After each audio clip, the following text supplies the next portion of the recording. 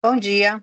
Vamos dar início à nossa 80ª sessão ordinária da primeira Câmara de Julgamentos, hoje totalmente por videoconferência, com a participação do conselheiro Pedro, do conselheiro Nilson, conselheira Regina, conselheira Luíse, que acessou agora. Estamos, então, com um quórum completo. Márcio Pinheiro, servidor do TAF, nos secretariando. Caso a doutora Bianca ingresse na sessão, ela participará a partir dos processos em que ela estiver com comparecer.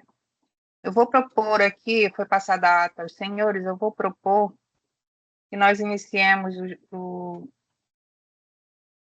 a pauta de hoje pelos processos da conselheira Luíse, que talvez tenha que se ausentar mais cedo. Pode ser, conselheira Luíse? Pode ser, mas eu fico disponível para a sessão.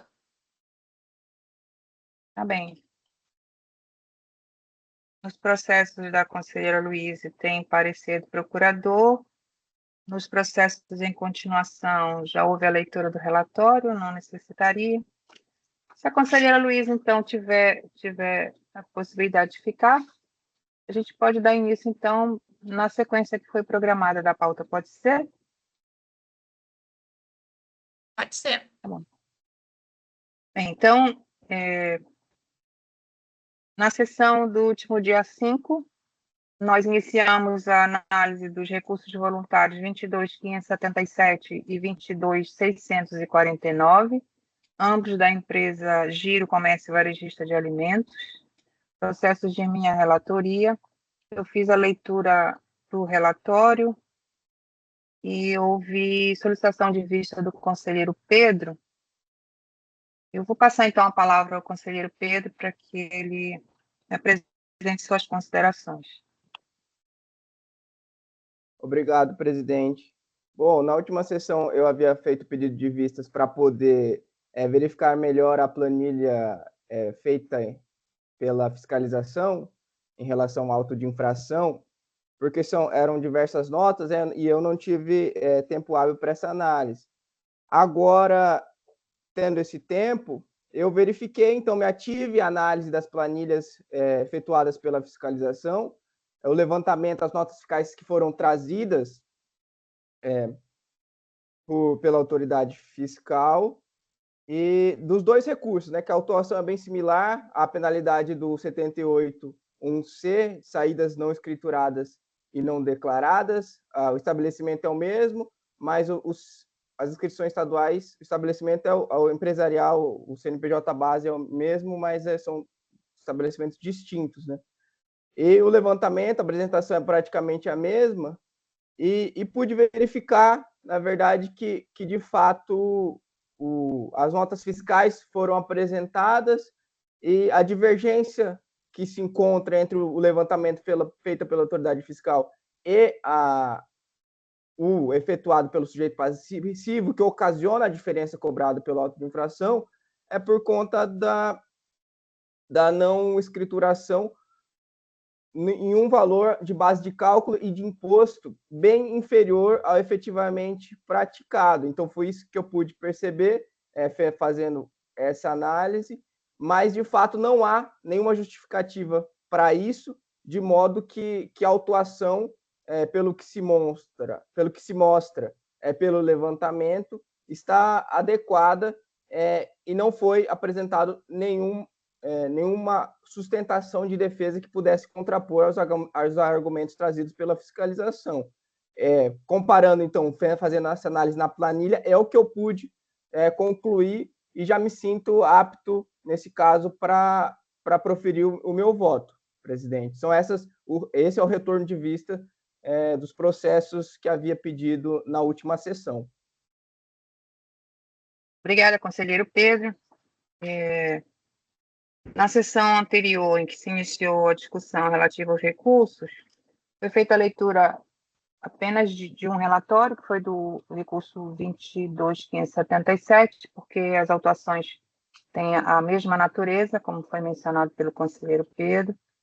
São estabelecimentos distintos, mas a ocorrência é a mesma. períodos também distintos, mas demonstram uma prática da empresa nos seus diversos estabelecimentos de, ao proceder à escrituração fiscal digital, na escrituração na FD, não inserir na base de cálculo o valor adequado conforme está previsto nos documentos fiscais que foram emitidos. Então, o sujeito passivo escritura todas as operações, o valor da operação, ele faz a indicação correta quanto ao valor da operação, mas quando faz a indicação da base de cálculo do imposto debitado, ele faz a menor. E é essa a diferença que a fiscalização está cobrando, porque tanto na escrituração fiscal digital quanto na DIEF, esses valores foram declarados a menor. Então, houve, em consequência, um recolhimento a menor do ICMS. Os argumentos de defesa trazidos pelo sujeito passivo, né? Ele tenta demonstrar nulidade no procedimento, porque não teria tido acesso às planilhas do levantamento fiscal previamente à autuação, é o que ele menciona na peça recursal. Então, é como se ele entendesse da necessidade que a fiscalização apresentasse um levantamento para que ele depois pudesse avaliar isso antes da lavratura do auto de infração. Mas, no caso aqui, o lançamento foi formalizado pelo auto de infração, o sujeito passivo recebeu as planilhas relativas ao levantamento fiscal realizado, onde tem toda a discriminação das notas fiscais emitidas, a consolidação dos valores, né, escriturados em FD e declarados em DIEF, e onde foi feito o cotejo, apurando diferença do ICMS. Então, em relação a esse argumento de nulidade, não há qualquer pertinência quanto aos argumentos de defesa. Eu faço também uma indicação, pela análise que fiz e transcrevi no meu voto, um trecho da nota explicativa. Nas duas autuações, há essa indicação da autoridade fiscal autuante quanto à metodologia que utilizou no levantamento fiscal para apurar aquela diferença. E no recurso voluntário não foi trazido nenhum elemento que pudesse descaracterizar aquele levantamento. O sujeito passivo até traz uma indicação de que ele fez uma auditoria interna e constatou que a escrituração fiscal digital estava de acordo com os valores que foram declarados em DIEF. Então, ele faz essa sustentação e diz, olha, minha escrituração está correta e eu fiz a declaração na DIEF de acordo com a minha escrituração. Mas não é esse o objeto da autuação. O que a autuação afirma e demonstra nos autos é de que o valor declarado pelo sujeito passivo, o valor escriturado em FD e declarado em DIEF, foi um valor menor do que o valor efetivamente praticado nas suas operações de saída. Com isso, houve um recolhimento a menor do ICMS.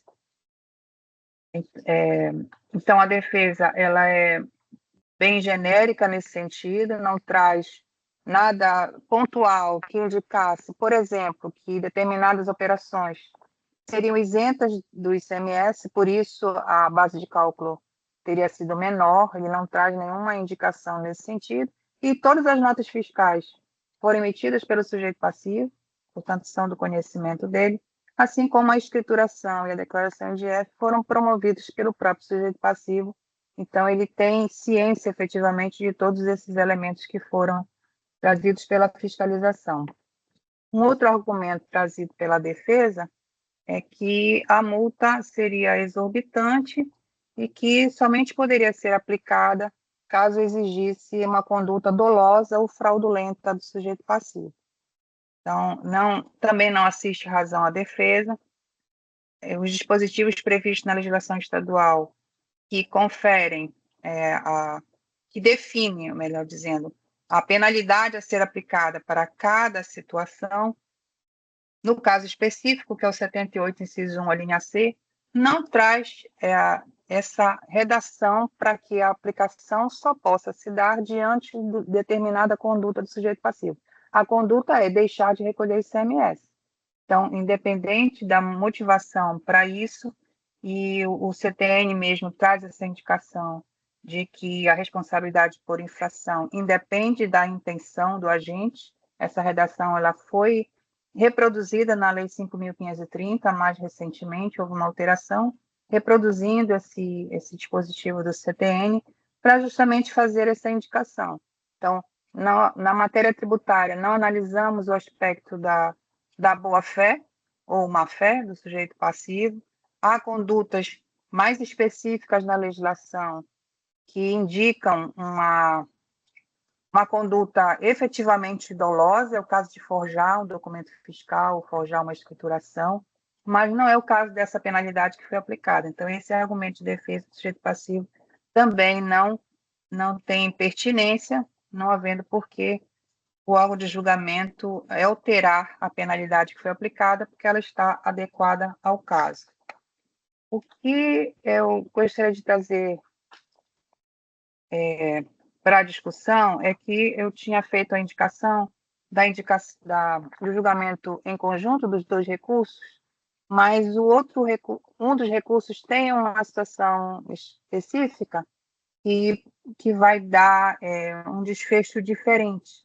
Então, nesse momento, eu vou fazer a indicação do julgamento em separado, apesar de todos esses argumentos que eu trouxe agora servirem para os dois processos, porque a infração é a mesma, mas no desfecho, na conclusão do julgamento, eu vou fazer uma proposição diferente. Então, nós vamos fazer agora, então, especificamente, o julgamento relativo ao recurso voluntário 22.577, que é referente à inscrição estadual 15.729.309, e 2, dígito 2, e feitas essas considerações, eu entendo que a decisão de primeira instância está adequada, absorveu tudo aquilo que foi trazido pela defesa na impugnação, houve análise do julgador singular. No meu voto, eu também faço análise em relação aos argumentos de defesa trazidos no recurso voluntário. Eu entendo, então, que a decisão de primeira instância ela está adequada ao caso e deve ser mantida. Então, são essas considerações que eu trago em relação ao recurso voluntário 22.577. Os conselheiros têm alguma dúvida? Lembrando que a conselheira Luiz não participa neste julgamento. Os conselheiros têm alguma dúvida? Eu não tenho, presidente. Não, presidente, para mim está bem esclarecido. Conselheira Regina?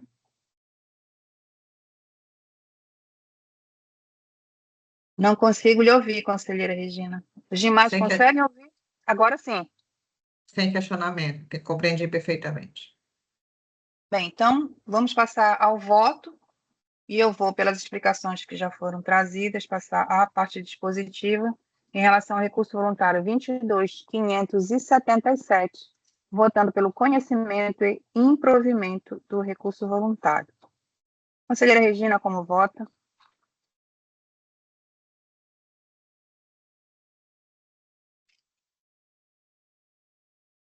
Está sem áudio novamente, conselheira.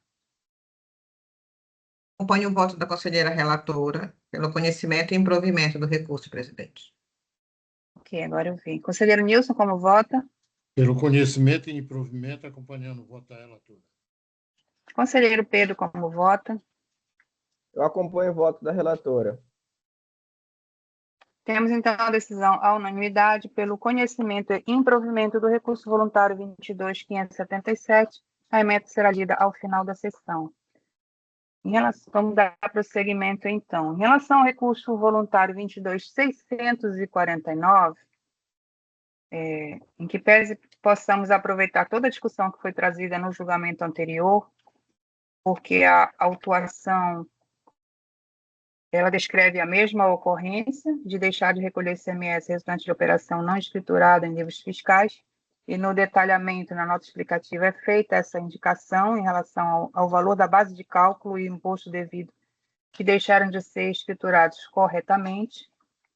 Este auto de infração, a impugnação apresentada, ela abordou os mesmos aspectos em relação ao processo anterior, tentando conseguir a declaração de nulidade do levantamento fiscal, no que não está caracterizado, Entretanto, no recurso voluntário, a peça trazida pelo sujeito passivo, ela se refere, se reporta a uma autuação diferente.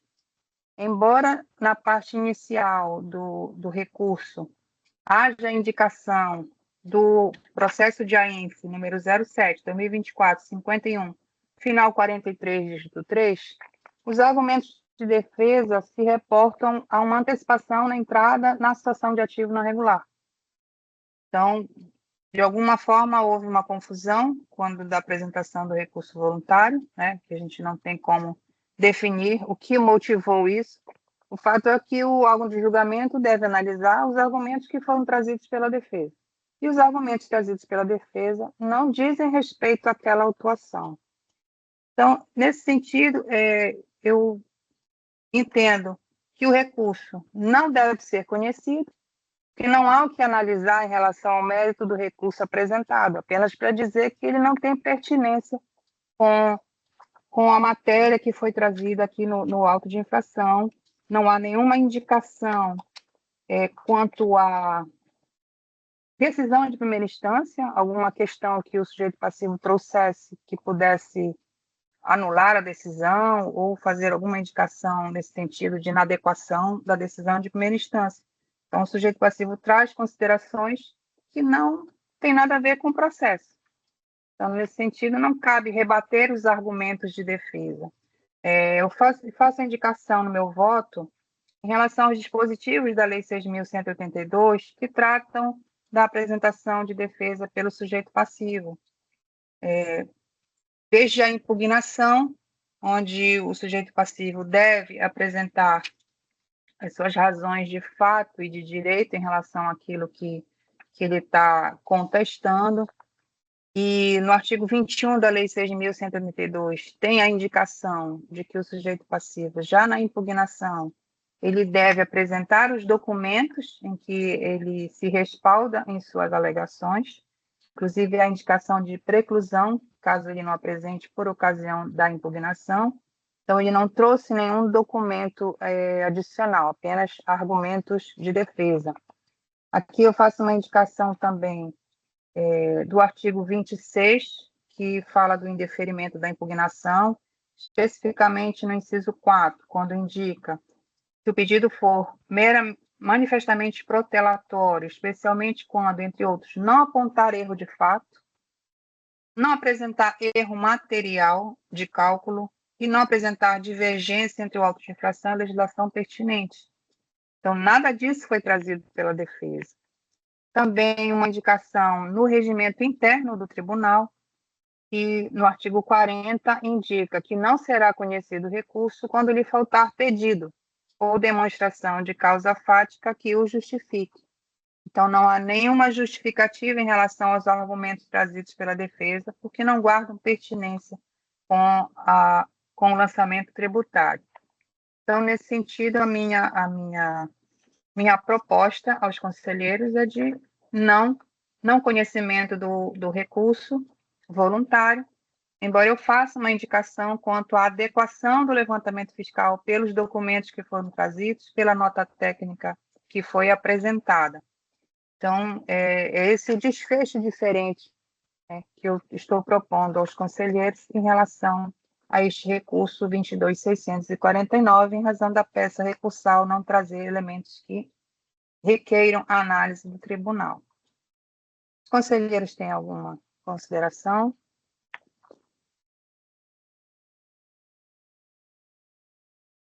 Eu entendi, presidente. Entendi o seu posicionamento, concordo. Entendo que se não é trazido no pedido pertinência com aquilo que está sendo apresentado pela fiscalização e posteriormente no julgamento de primeira instância, entendo que não há, de fato, a demonstração de causa fática e isso levaria, de acordo com a nossa legislação, ao não conhecimento.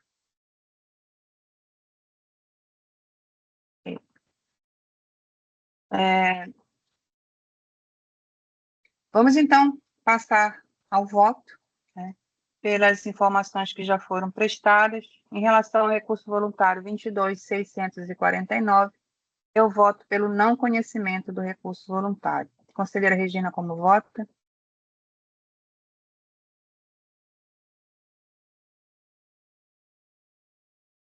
Só consigo ouvir a conselheira quando ela fala pela segunda vez.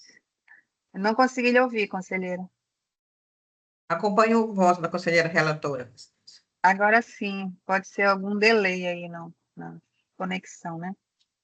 Conselheiro Nilson, como vota? Acompanho o voto da relatora. Conselheiro Pedro, como vota? Eu também acompanho o voto da relatora pelo não conhecimento do recurso. Temos, então, a decisão à unanimidade pelo não conhecimento do recurso voluntário 22.649. A emenda também será lida ao final da sessão. Seguindo a nossa pauta, nós temos o recurso de ofício 20.155, a empresa é Ponto Luz Comércio de Material Elétrico, processo de relatoria da conselheira Luíse, comparecer nos autos da doutora Bianca Ormanes. Eu vou pedir à conselheira Luíse a leitura do relatório.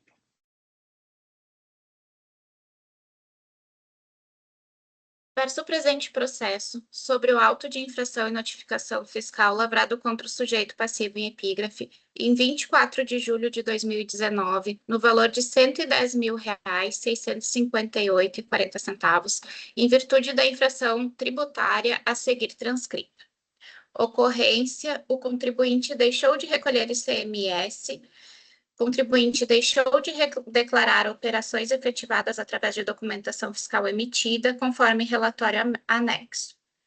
O sujeito passivo foi cientificado do AIF em 31 de julho de 2019 por via postal e apresentou impugnação em 29 de agosto de 2019. Acho que aqui tem um erro de digitação. Atendendo aos requisitos legais. O julgador de primeira instância proferiu decisão concluído pela improcedência do AIF, indicando que houve ausência de provas materiais nos autos. O julgador afirmou que a fiscalização utilizou indícios para a comprovação de não recolhimento. O sujeito passivo foi cientificado da decisão singular em 7 de novembro de 2022, sendo os autos encaminhados ao TARF em recurso de ofício. Distribuídos os autos à Procuradoria-Geral do Estado, a procuradora doutora Bianca Ormanes da Cunha emitiu parecer solicitando diligência a fim de oportunizar à autoridade fiscal a produção de provas necessárias à avaliação quanto à ocorrência ou inocorrência dos fatos descritos no AIF. Os autos foram encaminhados ao auditor autuante. Em 24 de março de 2025, o contribuinte foi cientificado do resultado da diligência. Em 23 de julho de 2025, a procuradora emitiu parecer concluindo pelo conhecimento e provimento do recurso, tendo em vista que o fundamento da ausência de provas foi superado pelas explicações fornecidas pela autoridade em diligência. Por fim, os autos foram distribuídos a esta conselheira. Obrigada, conselheira Luíse, pela leitura do relatório, e na parte final faz a indicação quanto à manifestação da doutora Bianca Ormanes, procuradora do Estado, pelo conhecimento e provimento do recurso de ofício, no sentido de manter a autuação. A procuradora do Estado havia solicitado anteriormente diligência nos autos e, com base no resultado da diligência, ela fundamentou o seu parecer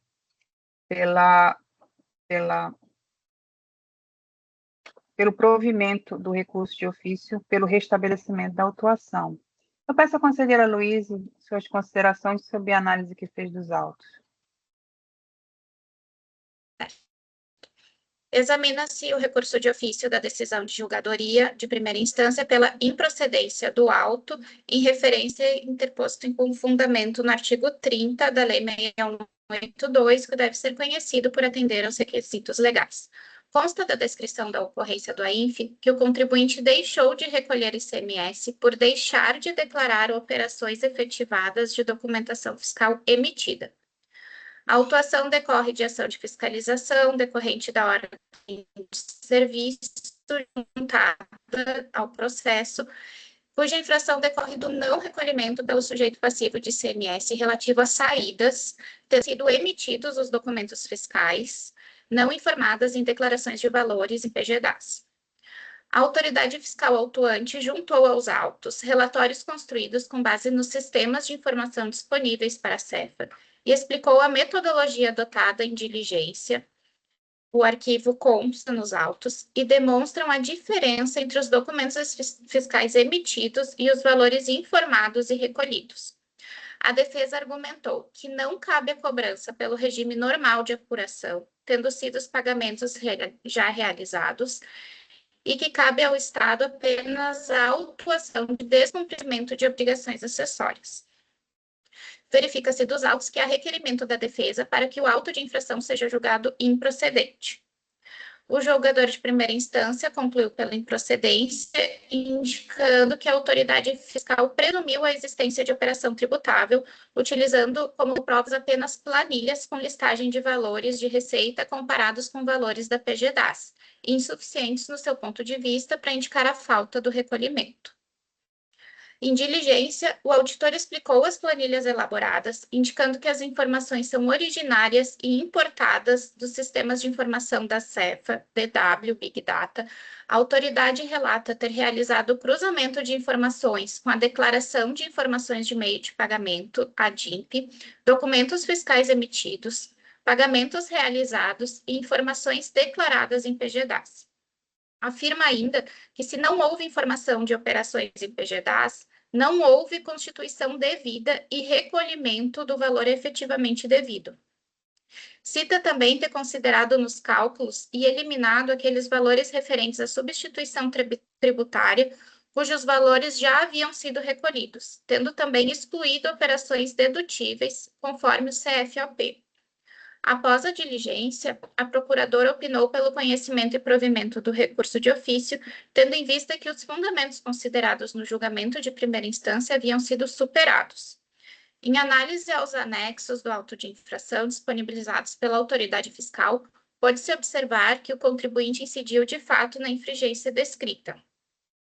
É possível verificar num dos arquivos o cruzamento de dados realizado pelo auditor, a partir do qual observa-se que o valor das receitas do contribuinte, com base nos documentos fiscais emitidos e na DIMP mês a mês, e o valor declarado em PGDAS.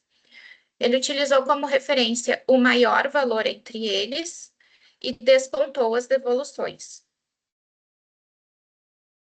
Pode ser comparado os valores declarados em PGDAS, o valor efetivo das saídas não declarado pelo contribuinte. O auditor aplicou a fórmula considerando a receita bruta do contribuinte nos últimos 12 meses e aplicou a alíquota efetiva cabível sobre a base de cálculo. Pelo demonstrado nos anexos, a autoridade fiscal identificou que o contribuinte deixou de declarar em parte os valores correspondentes a operações de saída tributáveis, incorrendo em infringência à obrigação tributária, o que teve como consequência o não recolhimento parcial de ICMS. Sobre a alegação de que recolheu o imposto devido dentro da sistemática do Simples Nacional, não merece prosperar, vez que o auto de infração, ora em análise, decorre da diferença entre os valores declarados pelo contribuinte e os valores obtidos por meio das informações junto às empresas financeiras, a DIMP, e a emissão dos documentos fiscais. A diferença a maior apurada, não declarada e não paga é que resultou no crédito tributário devido. Também não prospera o que alega sobre a competência para fiscalização, pois nos termos da Lei Complementar 123 de 2006, confirma as autoridades fiscais do Estado para fiscalização e autuação por descumprimento das obrigações tributárias.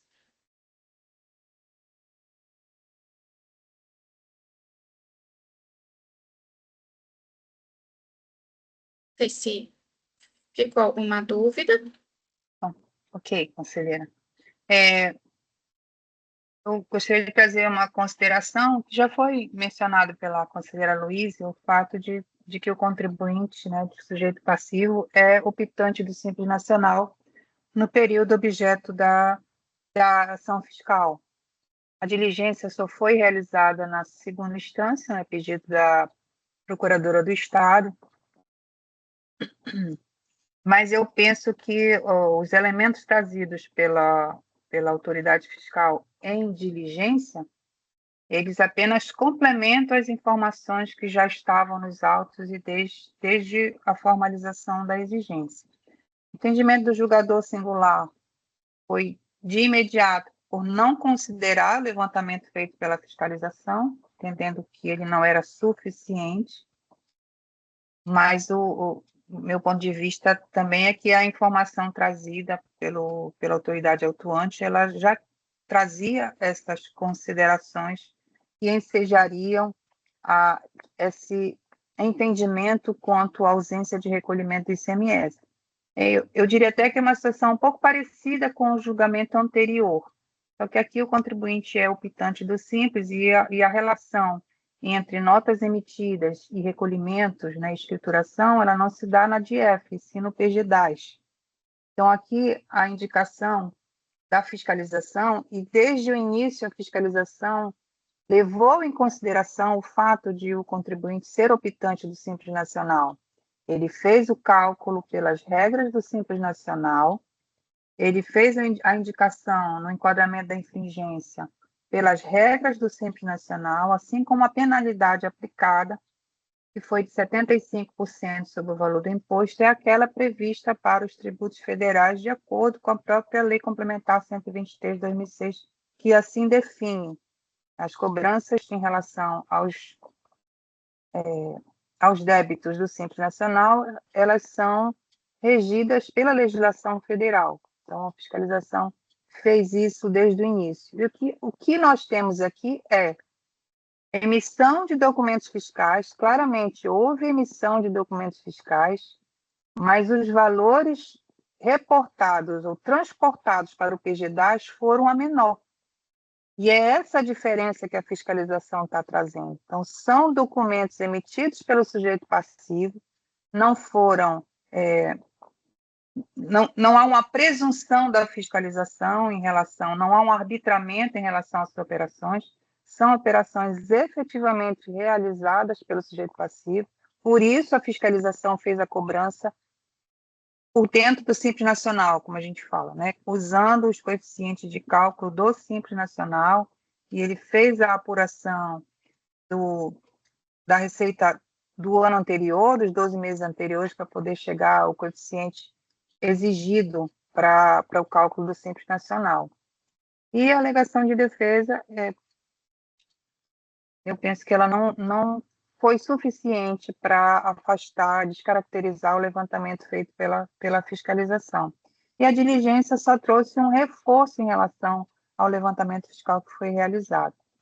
Esse foi o entendimento também que tirei da análise desse processo. Lembrando que neste julgamento o conselheiro Pedro não participa, e aí eu pergunto ao conselheiro Nilson se tem alguma dúvida, alguma consideração em relação ao processo. Sem considerações, presidente. Conselheira Regina, uma consideração? Não estou lhe ouvindo. Fiz a leitura labial. Agora, Agora sim. presidente, fiquei com um questionamento. Em regra geral, as empresas do Simples são optantes pelo regime de caixa. Isso faz com que gere uma divergência entre os documentos fiscais emitidos e os valores declarados em PGDAS. Por se tratar de empresa do Simples, eu não sei se o levantamento levou em consideração e se essa empresa seria optante pelo regime de caixa. Vou tentar ver se tem indicação nesse sentido, porque seria uma indicação mais apropriada à defesa. Não sei se a conselheira Luiz consegue trazer alguma informação nesse sentido. Não houve nenhuma alegação acerca do regime de caixa. A defesa não argumentou nada em relação a isso.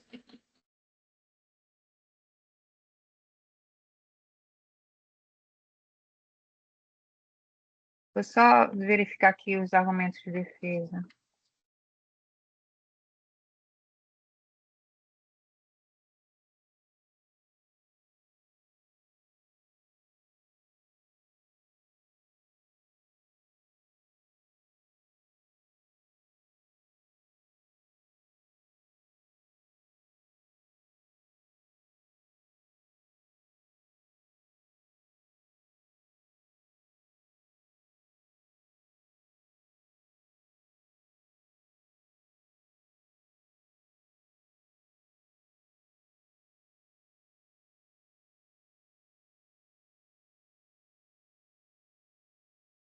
Não há indicação na defesa, conselheira Regina, sobre isso. Na verdade, a impugnação, ela é bem resumida. O argumento de defesa é basicamente que a empresa é tributada pelo Simples Nacional, faz o pagamento através de um único documento e não entende por que da cobrança da Secretaria da Fazenda de cobrar apenas ICMS em detrimento aos outros impostos que fazem parte do recolhimento através do documento de arrecadação do Simples. Diz que não pode efetuar o pagamento de ICMS em separado. Será que a conselheira Regina caiu a conexão? Acho que sim.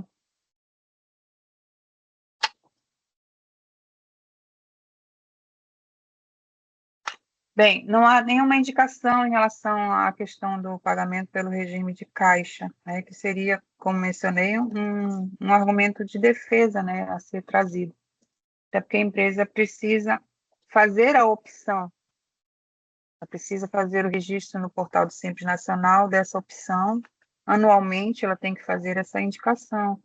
E acredito que se a empresa tivesse essa indicação, ela teria trazido essa informação. Mas a gente vai aguardar uns minutinhos, ver se a conselheira Regina consegue retornar, até porque ela levantou esse ponto de dúvida, para que a gente possa dar continuidade aqui ao julgamento. Esperar um pouquinho, tá?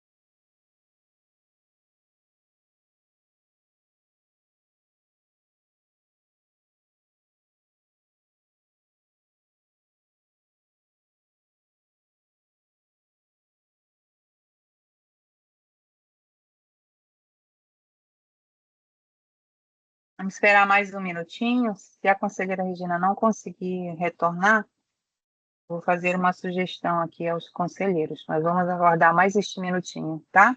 Como a gente faz a gravação, precisa deixar registrada a sessão, né, gravada, e ela compõe a ata, a própria ata do julgamento. A gente também tem digamos assim, um limitador para aguardar.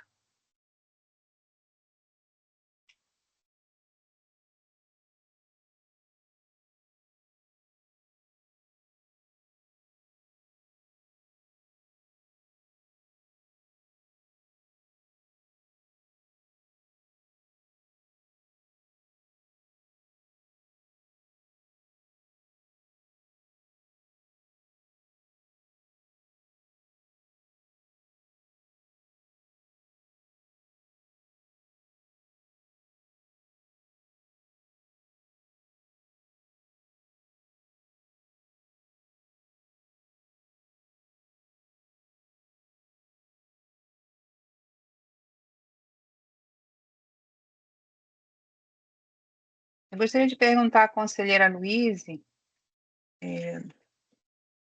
em relação ao recurso seguinte, que é o recurso 22.475, a sua indicação é para que consigamos julgar ou haveria necessidade de diligência?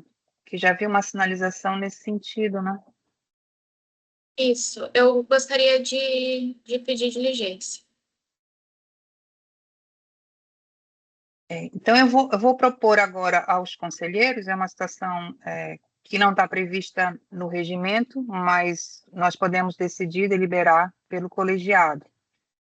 Como a conselheira Regina levantou um ponto de dúvida, eu ou eu pediria a vista do processo, se ela não conseguir retornar, porque penso que ela deve participar do julgamento. Está entrando, a conselheira Regina está entrando.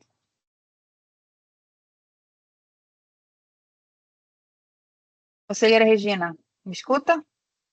Ok, presidente, desculpa. Sim. Houve um pico de energia aqui e acabei tendo que religar o computador. Sim, tá bem. A gente estava tentando dar uma outra condução aqui, enquanto aguardávamos o seu retorno. De qualquer forma, eu mencionei que não há indicação da defesa quanto ao recolhimento de tributos, né, pelo Simples Sim. Nacional, obedecendo-se ao regime de caixa, que este seria um argumento de defesa, porque é a empresa que tem que fazer essa opção anualmente, há um critério para isso. Então, não houve essa manifestação da defesa. A gente poderia até pensar, precisamos elucidar essa questão e, de repente, baixar os autos sem diligência.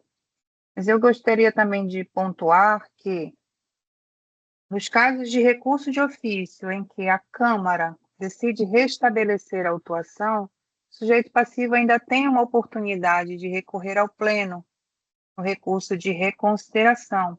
Inclusive, eu lembro de um recurso de reconsideração analisado há um tempo, né, em que houve esse questionamento e isso não foi esclarecido oportunamente e acabou que no pleno teve que se buscar essa informação. Mas para que se baixe um processo em diligência, há necessidade de ter um indicativo em relação a isso. Isso não foi trazido nos autos. Então, eu acredito que não haja prejuízo à análise dos autos no estado em que se encontra o processo, ou seja, com os elementos que foram trazidos tanto pela fiscalização quanto pela defesa. Então, nesse sentido, eu penso que é possível fazer o julgamento. Aí eu gostaria de ouvir a conselheira Regina sobre essa questão.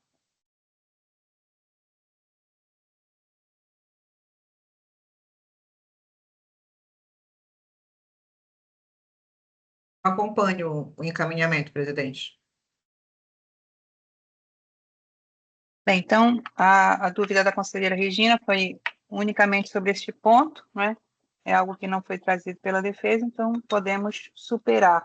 Se em um outro momento a defesa trouxer algum elemento em relação a isso, o tribunal certamente fará a análise de acordo com o que constar dos autos.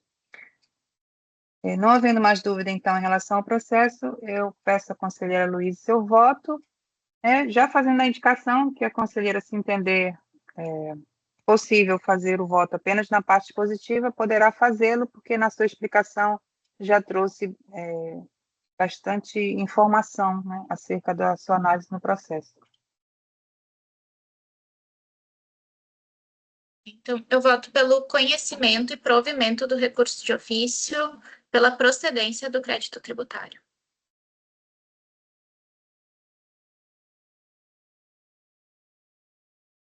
Eu acompanho o voto da conselheira relatora.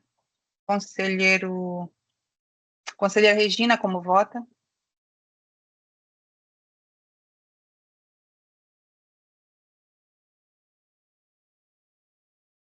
Conselheira Regina, para mim está parecendo congelada, não sei aos demais. Conselheiro Nilson, me escuta? Perfeitamente, presidente. Seu voto, por favor, conselheiro Nilson, relativo ao recurso de ofício 20.155. Voto pelo conhecimento e provimento do recurso, acompanhando o voto da conselheira relatora.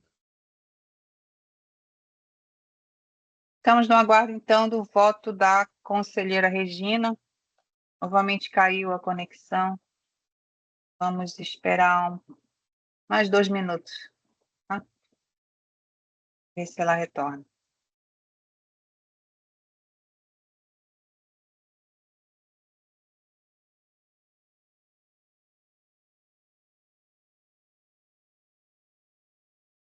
Se os conselheiros precisarem se ausentar rapidamente nesse intervalo de 2 minutos, fiquem à vontade, tá bem?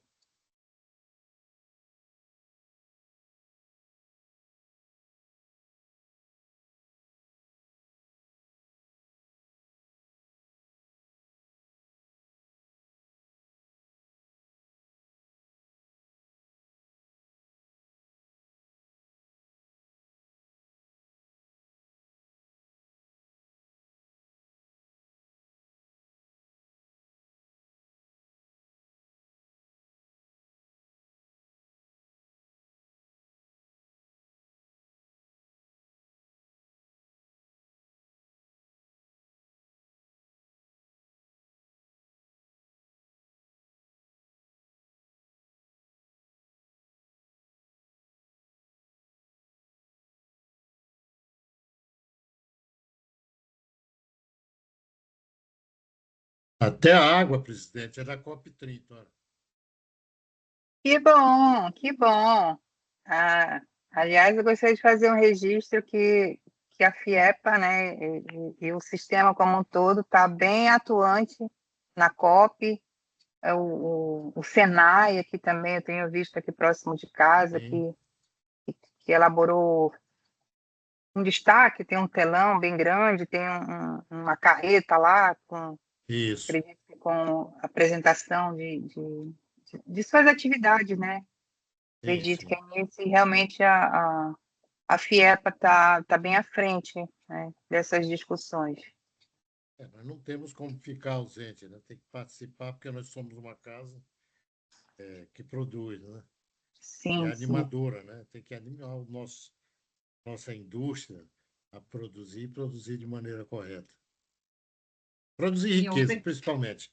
Sim, sim, é verdade. Conselheira Regina retornou, nós fizemos a coleta dos votos, conselheira Luiz votou pelo conhecimento e provimento do recurso de ofício para restabelecer a autuação, conselheiro Nilson acompanhou o voto da conselheira relatora, eu também. Estamos no aguardo do seu voto, conselheira Regina. eu acompanho o voto da conselheira relatora, presidente. Tá bem, temos então a decisão à unanimidade pelo conhecimento e provimento do recurso de ofício 20.155 para restabelecer a autuação. A ementa, se estiver disponível, será lida ao final da sessão. Dando prosseguimento à nossa pauta, nós temos o recurso de ofício 22.475, recurso de ofício, a empresa DSR Mariscos Limitada, processo também de relatoria da conselheira Luíse, comparecer nos autos do Dr. José Galhardo, procurador do Estado. Eu peço à conselheira Luíse a leitura do relatório.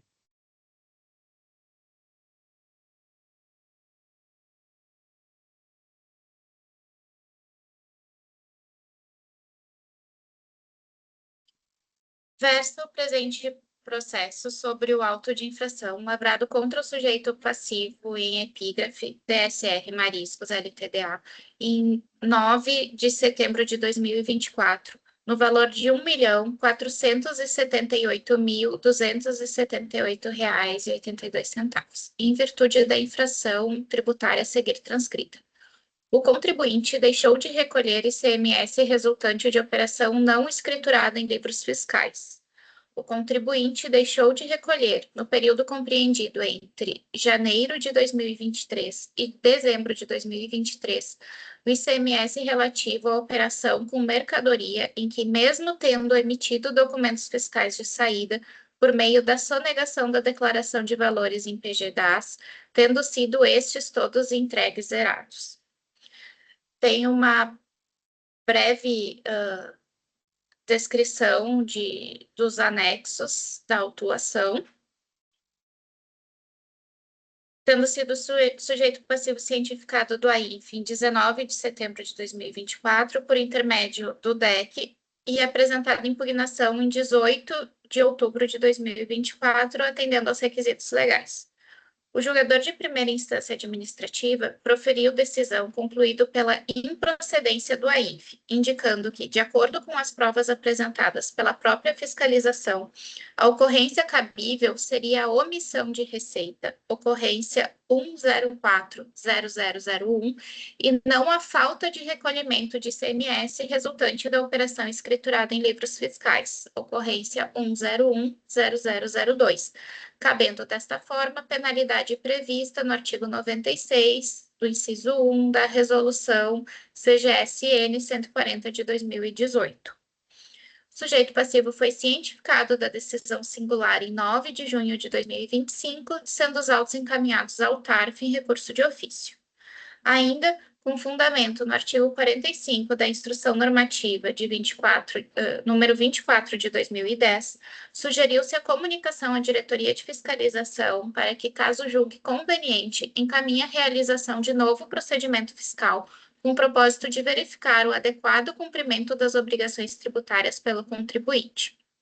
Distribuídos os autos à PGE, o procurador Dr. José Galhardo Martins Carvalho emitiu parecer concluindo pelo conhecimento e improvimento do recurso de ofício. É o relatório. Obrigada, conselheira Luíse. É mais um caso de autuação contra contribuinte optante do Simples Nacional, onde a julgadoria também decidiu pela improcedência do AINF, mas desta vez com um fundamento diferente. Eu gostaria de ouvir da conselheira Luíse a análise que fez em relação ao processo. Vou só de antemão pedir desculpas, que eu não sei se vai atrapalhar, mas tem algum vizinho martelando aqui, não sei se vocês ouvem, se atrapalha. Não? Não ouço. Acerca desse processo, apesar de um pouco longa, eu vou pedir para ler a ocorrência, a descrição da ocorrência complementar realizada pela autoridade, porque eu acredito que a decisão em primeira instância levou em consideração principalmente o não entendimento completo daquilo que a autoridade de fato estava levando em consideração na autuação. E houve uma divergência entre ter ou não ter, de fato, contribuinte emitido notas fiscais. E por isso a discordância em relação à ocorrência que foi utilizada e a decisão pela improcedência do auto de infração. Por essa divergência de interpretação, eu entendo que seria importante também levarmos esse auto de infração, esse processo, para que a autoridade fiscal realize diligência, para que a gente confirme o raciocínio, a metodologia adotada e a base de cálculo utilizada. Eu vou começar lendo a ocorrência completa e depois alguns pontos que eu elenquei para justificar o pedido de diligência. Na ocorrência, ele cita que no anexo 1 apresentou um demonstrativo completo de diferença apurada de ICMS, o qual não fora recolhido pelo contribuinte, com um confronto entre a receita extraída do DIMP, documentos fiscais de saída emitidos e valores declarados em PGDAS. No anexo 2, tem-se as notas fiscais eletrônicas de entrada, calculando-se o crédito a ser deduzido da diferença de ICMS a recolher.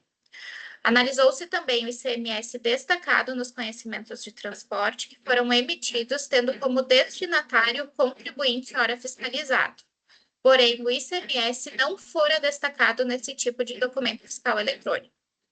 No anexo 5, tem-se o histórico de pagamentos, o qual apresentou durante todo o ano calendário apenas os códigos de receita 11 e 13, ICMS Simples Nacional, e 2216, taxa de renovação de licenciamento de edificações ou áreas de risco, tendo sido reduzido do valor de ICMS a recolher o primeiro código de receita citado.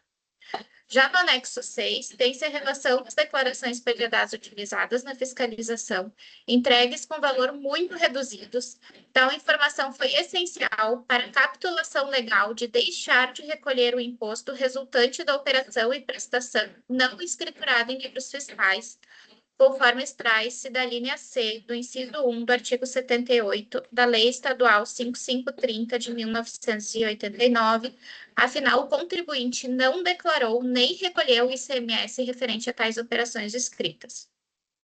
Nos anexos 7 e 8, tem-se as notas fiscais eletrônicas de saída e as notas fiscais de consumidor eletrônicas emitidas, respectivamente, sendo utilizadas para confronto com a sua apuração no PGDAS e nas receitas extraídas da DIMP. No anexo 9, é apresentada a declaração de informações de meios de pagamento, a DIMP, de forma detalhada, com um resumo mensal ao fim da planilha. No anexo 10, é apresentado o detalhamento de operações registradas na DIMP para o mês de março. Afinal, a Lei 5530 foi alterada pela Lei 9755 de 2022, com majoração de alíquota modal de ICMS de 17% para 19%, com efeitos a partir de 16 de março. Portanto, até a data de corte, aplicou-se a alíquota de 17% e a partir de 16 de março, 19%. No anexo 11, e aqui é onde eu atento para a divergência de interpretação, é apresentado o demonstrativo de CMS a recolher pelo regime normal, já que o contribuinte declarou seu PGDAS com valores reduzidos e emitiu documentos fiscais com valores a menor ou deixou de emiti-los, motivo tendo sido lançado no presente AINF os valores consolidados e que foram apresentados no anexo 12. Ressalta ainda que o contribuinte não entregou a documentação solicitada na notificação fiscal. Sobre a minha explanação, então, a defesa argumentou a necessidade de registrar a ordem de serviço em sistemas CEFISC da Receita Federal, que não cabe a cobrança pelo regime normal de apuração, que as operações, em parte, são tributadas integralmente, em parte tributadas por antecipação e substituição tributária, inclusive algumas operações não tributadas, e que, então, haveria desconformidade do percentual projetado como base de cálculo para as vendas de mercadorias sujeitas à substituição tributária. O julgador de primeira instância concluiu pela improcedência, indicando que a ocorrência cabível seria a omissão de receitas, divergente da descrita como não recolhimento escriturado em livros fiscais. Em concordância com o julgador, o procurador do Estado opinou pelo conhecimento e provimento do recurso de ofício, tendo em vista o vício na descrição do AINF, tornando improcedente o crédito. Levou-se em conta que a infração teria decorrido do não recolhimento pelo sujeito passivo de ICMS relativa à mercadoria em que, mesmo tendo sido emitidos documentos fiscais de saída, as declarações em PGDAS foram entregues zeradas. Ocorre que, em análise aos anexos do AINF disponibilizados pela autoridade fiscal, pode-se observar que o contribuinte incidiu de fato na infringência descrita, tendo havido interpretação equivocada do que foi disposto inicialmente sobre a emissão de documentos fiscais. A autoridade fiscal autuante juntou aos autos relatórios construídos com base nos sistemas de informação disponíveis para a CEFA, que demonstram a diferença. Na própria descrição da ocorrência, a autoridade descreve que é possível verificar que houve diferença apurada de ICMS não recolhido pelo contribuinte, confrontando a receita extraída da DIMP com os documentos fiscais emitidos em parte e informações prestadas na PGDAS. Observa-se divergência quanto aos documentos fiscais emitidos, cujos valores foram confrontados com a apuração no PGDAS e as receitas extraídas da DIMP, demonstrando a não emissão de boa parte dos documentos fiscais quando comparado com as receitas extraídas da DIMP e declaração em PGDAS. Ainda, a autoridade afirmou que o contribuinte não realizou a entrega da documentação solicitada na notificação realizada durante a ação fiscal. Pelo demonstrado nos anexos, a autoridade fiscal identificou que o contribuinte deixou de emitir documentos fiscais ou, quando fez muito a menor, incorrendo em infringência à obrigação tributária, o que teve como consequência um não recolhimento de ICMS, sendo esse o ponto-chave da infração. A diferença entre o não recolhimento em consequência da não emissão de documentos fiscais e a omissão de receitas quando os documentos fiscais são emitidos. De acordo com a Lei Complementar 123 de 2006, na situação em que os documentos fiscais não são emitidos, cabe aplicar a legislação como se o contribuinte em regime normal estivesse, em consonância com o que foi autuado pela autoridade. A questão que se traz é que há a comprovação de que houve omissão de saída e não emissão de documentos fiscais. As declarações apresentadas pelo contribuinte de forma reiterada não apresentaram a completude das informações sobre suas operações de saída tributadas pelo ICMS, e há total competência da autoridade fiscal estadual para fiscalização e autuação. Não houve erro na caracterização do fato gerador, ao que parece, e também não na identificação do sujeito passivo, estando estabelecida a relação jurídica. Comprovou-se também o não recolhimento, não havendo contraprovas do contribuinte acerca da emissão dos documentos, retificação das declarações ou recolhimento de tributo. Sendo assim, resta apenas questionar em relação ao quanto devido a partir da correta determinação da matéria tributável, que seria a base de cálculo e a alíquota. Considerando que o contribuinte, em sua defesa, alega que as operações são, em parte, tributadas integralmente por antecipação, substituição tributária, inclusive não tributadas, e que pese, por essa razão, haveria desconformidade do valor projetado como base de cálculo nas saídas, sugere-se que os autos sejam baixados em diligência por oportunizar à autoridade fiscal a explicitação da forma como considerou a segregação dos produtos nas operações de venda. Por todo exposto, entendo cabível a baixa em diligência, para que, se necessário, efetue-se o recálculo do crédito devido ou comprove-se a segregação e exclusão das operações dedutíveis.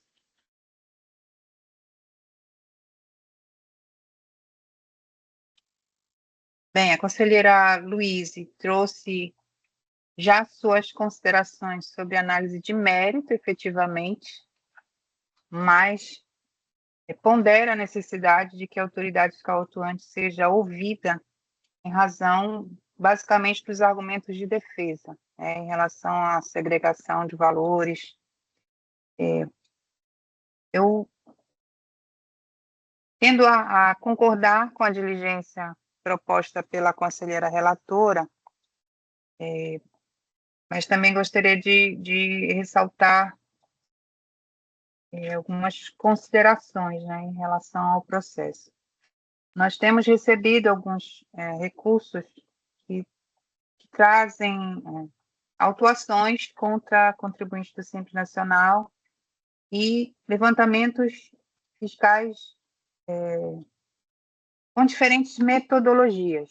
Então, o que precisa ficar muito claro para o julgador é o que está sendo cobrado e se esse valor que está sendo cobrado, ele é submetido à regra do Simples Nacional ou não. Então, neste caso aqui, efetivamente, a fiscalização trouxe uma exigência com cálculo com base na legislação estadual e não com base na legislação do Simples Nacional, fazendo uma indicação de operações, no meu entender, desacompanhadas de documento fiscal. É como se resultasse nisso, embora a descrição da ocorrência não tenha essa afirmação inicial de que não houve a emissão do documento fiscal, né? A fiscalização inicia dizendo que o contribuinte deixou de recolher ICMS, resultante de operação não escriturada em livros fiscais. E ao descrever, né, a metodologia de cálculo e aquilo que compõe os anexos, ela leva a esse entendimento de que os valores declarados em PGDAS foram bem inferiores aos valores recebidos pela empresa através de levantamento da DIP, né? São operações de venda de cartão de débito, crédito, são informações que são repassadas aos fiscos estaduais, efetivamente para que monitorem as atividades dos contribuintes, notadamente os contribuintes do Simples Nacional, que tem uma regra muito rígida em relação à conduta, né? Aquilo que é oferecido à tributação, a Lei Complementar 123 de 2006, no meu ponto de vista, ela é bem rígida e precisa ser, porque trata-se de um regime tributário diferenciado e favorecido, como assim disciplina a Constituição Federal, mas que o contribuinte permaneça nesse regime, até para que haja uma concorrência leal em relação aos demais contribuintes, é preciso que ele se adeque àquelas regras impostas pela lei complementar. Então, aquilo que não for oferecido à tributação pelo PGDAS, que é onde se faz a apuração do valor único, né, o valor consolidado de todos os tributos e contribuições, naquilo que não for declarado pelo sujeito passivo, efetivamente ele vai ser cobrado por fora do regime do Simples Nacional. Então, a autuação, ela está nesse sentido.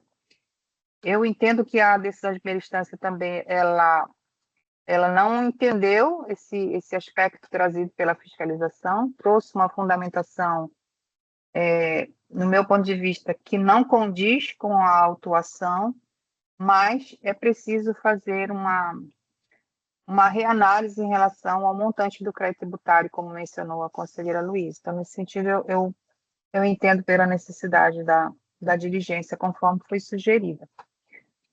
Eu pergunto ao conselheiro Nilson se concorda com a diligência, tem alguma consideração adicional? Não, presidente, eu concordo plenamente, sem objeção. Conselheira Regina, concorda com a diligência?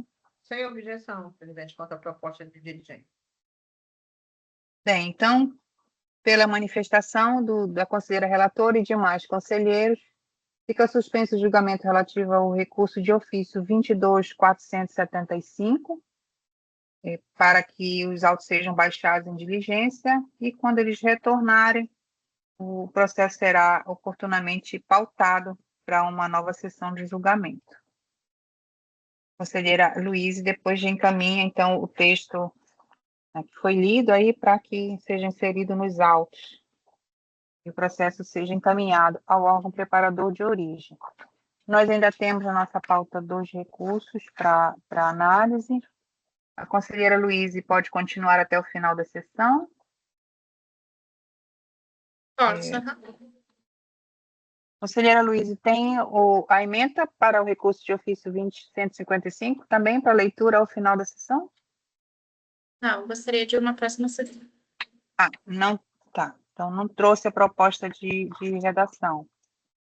Dessa forma, se a conselheira Luísa precisar se ausentar, ela pode ficar à vontade, porque a partir do próximo ponto, o conselheiro Pedro, próximo item da pauta, o conselheiro Pedro já assume. Tá bem, conselheira Luísa? Fique à vontade, tá? Tá ok, então. Eu vou aproveitar e me despeço, então, e retorno em outra sessão com a emenda. Tá bem, conselheira. Obrigada pela presença. Tenha bom dia. Bom dia. Bom Bom dia. dia.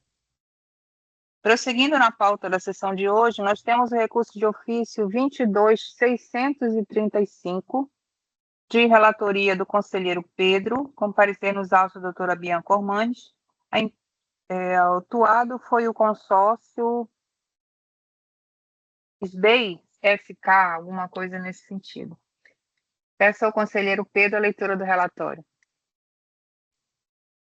Obrigado, presidente. Passarei, então, agora a leitura do recurso de ofício 22.635.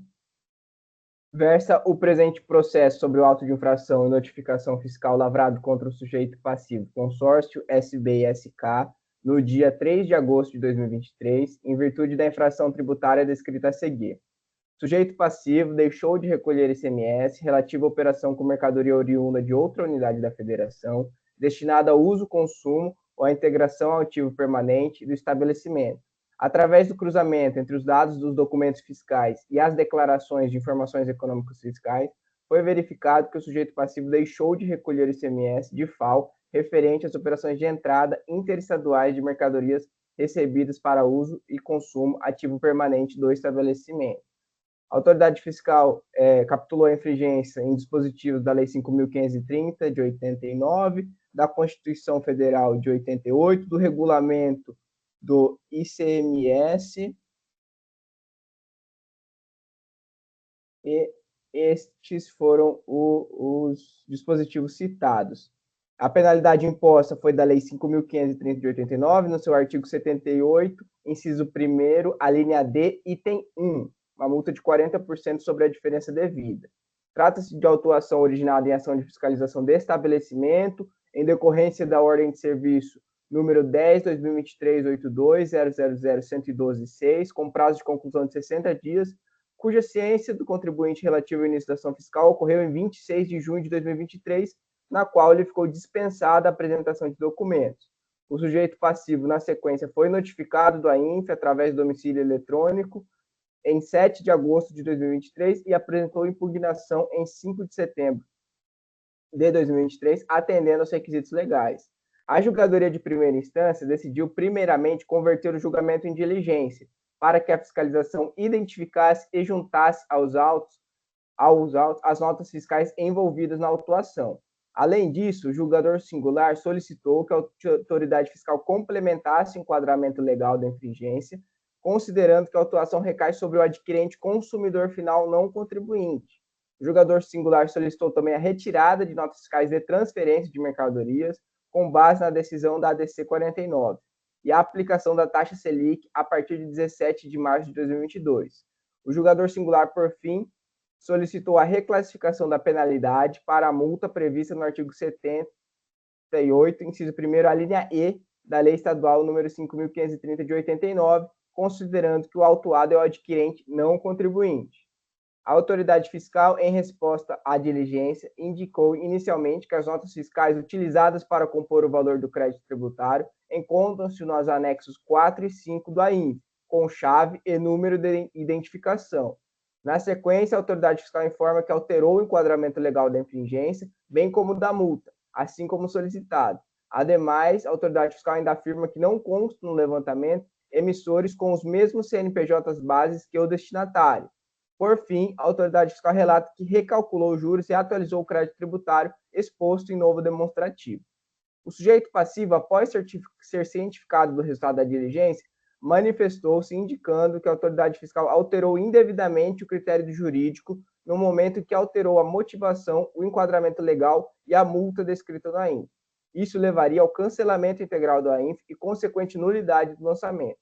O sujeito passivo alega também que a aplicação da Selic não deve ser feita somente a partir de março de 2022, mas também antes desse período, uma vez que os Estados-membros são incompetentes para fixar índices de correção monetária superiores ao fixado pela União, por força do entendimento fixado pelo STF em sede de repercussão geral no tema 1062 e em controle concentrado de constitucionalidade ADI 442, São Paulo. Na sequência, o sujeito passivo prega pela nulidade do lançamento por ausência dos elementos necessários à correta identificação da acusação fiscal e da natureza da infração. Elenca razões também de inconstitucionalidade da cobrança do DIFAL na hipótese de operação com destinatário não contribuinte, conforme decidido pelo STF no tema 1093 e na ADI 5469. O sujeito passivo afirma que não é legítima a cobrança de ICMS na aquisição interestadual de ativo imobilizado e uso e consumo por consumidor final, diante da ausência de regulamentação em lei complementar. Para os períodos posteriores à LC 190 de 2022, afirma que a exigência é inconstitucional por não observar a sua própria anterioridade nonagesimal e anual.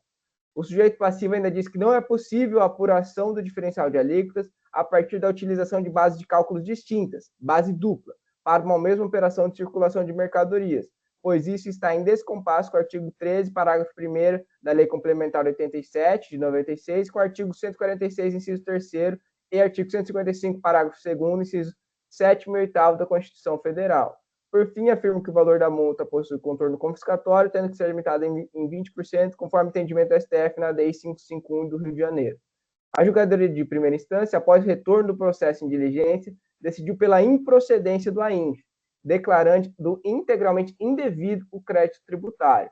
O julgador singular sustenta, em primeiro momento, que a multa aplicada tem percentual de 40%, portanto inferior ao teto de 100% do valor do imposto, fixado pela Suprema Corte, daí se concluir que não há que se falar em confisco.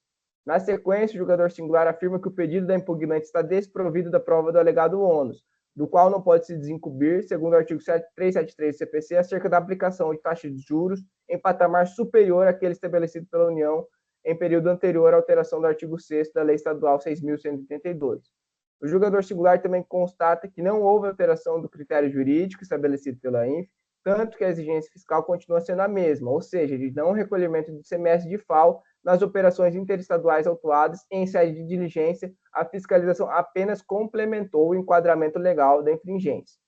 Além disso, o julgador singular indica que não há que se falar em operações de transferência de mercadorias entre empresas do mesmo grupo nas operações autuadas, porque, em sede de diligência, a fiscalização esclarece que não há operações de transferência com qualquer CNPJ raiz idêntico ao do sujeito passivo. Por fim, o julgador singular esclarece que não há impossibilidade de apuração de ICMS de FAO com base de cálculo dupla, porque essa imposição decorre do artigo 6º da Lei Estadual 8.315 de 2015. Apesar dos posicionamentos manifestados acerca da validade dos procedimentos adotados pela fiscalização, o julgador singular conclui que a exigência fiscal se mostra, na verdade, improcedente. Isso porque a aplicação do princípio da anterioridade nonagesimal e anual em relação à eficácia da Lei 190 de 2022 afasta a exigência em relação ao período de janeiro a abril de 2022. A ausência de lei complementar veiculando normas gerais de cobrança do DIFAL, por sua vez, afasta a exigência em relação ao período de dezembro de 2021. A exigência é também improcedente, afirma o julgador singular, por apresentar erro de descrição da infração, por não apontar na peça inicial, o AINF, que a cobrança do ICMS de FAO é por responsabilização solidária, de acordo com o artigo 5º da Lei Estadual número 8.315 de 2015. Como consequência da decisão no todo contrária à Fazenda Pública, a autoridade julgadora recorreu de ofício a este tribunal, conforme a exigência do caput do artigo 30 da Lei Estadual 6.132 de 98. Por fim, os autos foram encaminhados à Procuradoria-Geral do Estado, que, representada pela ilustre procuradora, doutora Bianca Ormanes, emitiu parecer opinando pelo conhecimento e improvimento do recurso. Os autos foram, então, distribuídos a este conselheiro relator. É o relatório, presidente. Obrigada, conselheiro Pedro. Um recurso de ofício, onde o julgador singular afastou todos os argumentos de defesa e acabou por decidir por um outro fundamento, que nem sei se foi trazido pela defesa. Mas eu peço ao conselheiro Pedro que apresente suas considerações relativas à análise que fez dos autos. Obrigado, presidente. Bom, o relatório ficou um pouquinho grande, porque tanto a defesa quanto o julgador, ela traz na impugnação, a defesa do julgador rebate todos os pontos efetivamente trazidos e acaba acatando um deles, que é trazido pela impugnação também.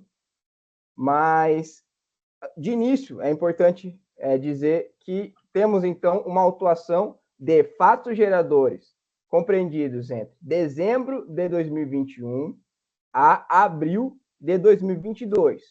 A autuação recai aqui sobre o destinatário, o adquirente dessas mercadorias para uso e consumo.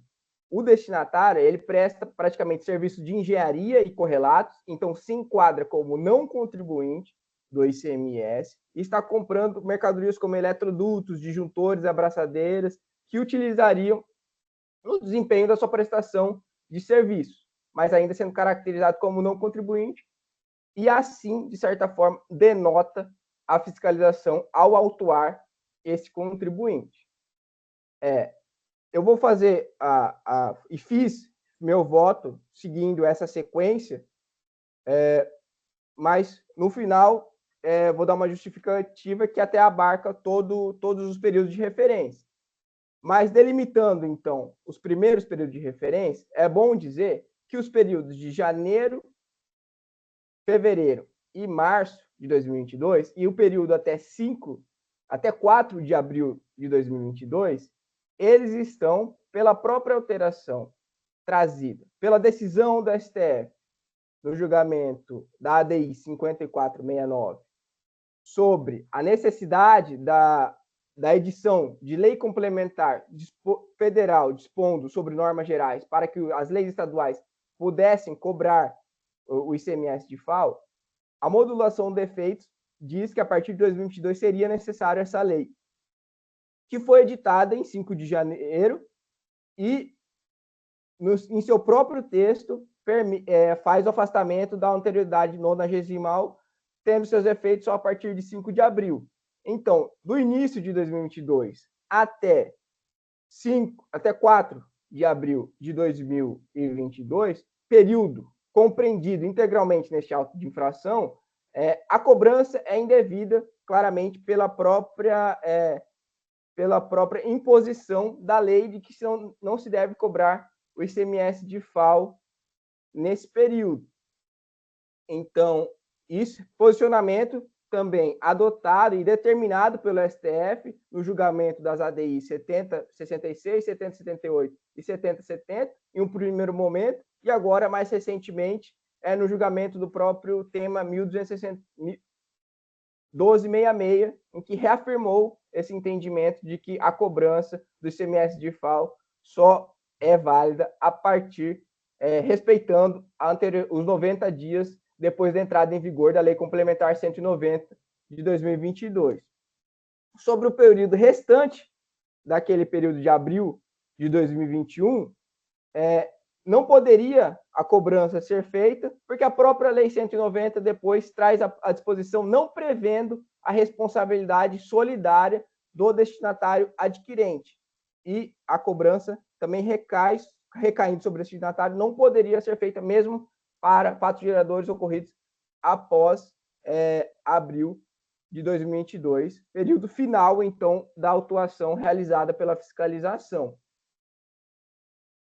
Pelos motivos que já, até nos recursos anteriores julgados no final, sobre a parte em que a legislação estadual, naquilo que for contrária, mesmo mantendo a previsão da responsabilização solidária, após a edição da Lei Complementar 190, tem a eficácia suspensa quanto a essa previsão que é contrária ao que a própria Lei Complementar Federal traz de alteração na Lei Candir. Agora, em relação ao período de dezembro de 2021, e também eu deixei para o final para fazer essas considerações específicas sobre o período de referência, mas nesse caso tem aqui um posicionamento de que afastará também o período de dezembro de 2021, mas posicionamento que também permitiria afastar o todo do imposto cobrado nesse auto de infração, que é a autoridade fiscal, no momento que fez a lavratura do AINF, não indicou, em nenhum momento durante a descrição da ocorrência, que a autuação se dava pela responsabilização solidária prevista no artigo 5º da Lei 8.315. E também, em nenhum momento, traz a própria previsão do artigo 5º que indica a responsabilização solidária do adquirente consumidor final de fazer o recolhimento do ICMS de FAO quando o remetente não fizer. A fiscalização traz apenas, ela menciona no auto de infração o inciso 2º do parágrafo único do artigo 2º da Lei 8.315. Esse dispositivo atribui responsabilidade ao remetente, apenas esse, ao remetente quando o destinatário não é contribuinte do imposto. E na própria penalidade, ele indica o artigo 78, inciso 1º, a linha D, item 1, que impõe a penalidade de recolher o DIFAL na posição de destinatário contribuinte do imposto. Então, ele faz, de certa forma, uma salada de fruta aqui, cobrando do destinatário não contribuinte, indicando que a responsabilidade é do remetente, e depois aplicando uma penalidade na posição de destinatário contribuinte do imposto.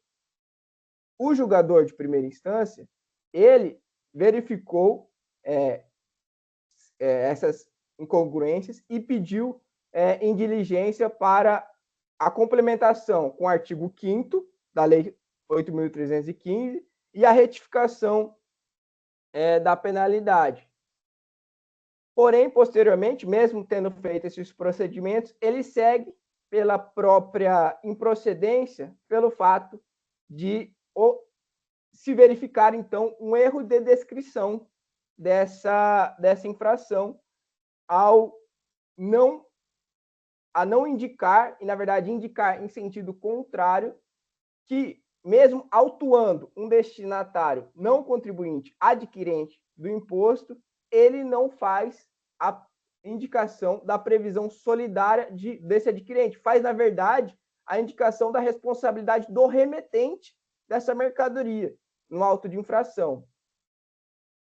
E isso, juntando com a penalidade sim, que é possível de ser alterada com base na previsão do artigo 72, parágrafo único da nossa lei estadual do PAT, permite a alteração da penalidade, mas essa alteração não seria suficiente porque estaria em descompasso com a própria descrição, que imputa, digo novamente, imputa a um destinatário não contribuinte a autuação, mas como indica apenas a descrição da ocorrência, que a responsabilidade é do remetente dessa mercadoria.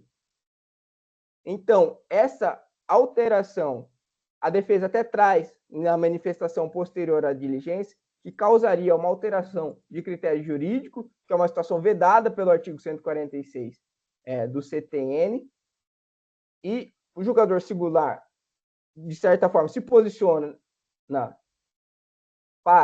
no sentido de que há um erro de descrição neste auto de infração. Eu entendo que o critério material, então, da regra matriz de incidência foi feito de maneira equivocada, não sendo possível, com esse INF, imputar a conduta que é descrita como sujeito passivo tendo acometida. Entendo que houve, então, uma exigência de maneira equivocada pela descrição, por conta, justamente, concordo com o julgador de singular, de haver um erro de descrição nessa autuação. Qualquer alteração possível causaria um descompasso entre a própria descrição, que não é permitido ser feita alteração, então entendo que foi correta a decisão do julgador singular de declarar a improcedência dessa autuação. Acredito que seja isso as considerações, as manifestações prévias que eu tenho para fazer sobre o auto de infração, e apesar de todo o detalhamento trazido pela defesa e pelo julgador singular diante de outras considerações feitas, acho que já me estendi até além do que é devido pela própria natureza do auto de infração e essa incompatibilidade entre a descrição e o que está efetivamente sendo autuado neste processo. Acho que é isso que eu tenho para dizer e me sinto, me ponho à disposição para qualquer eventual dúvida, presidente. Obrigada, conselheiro Pedro.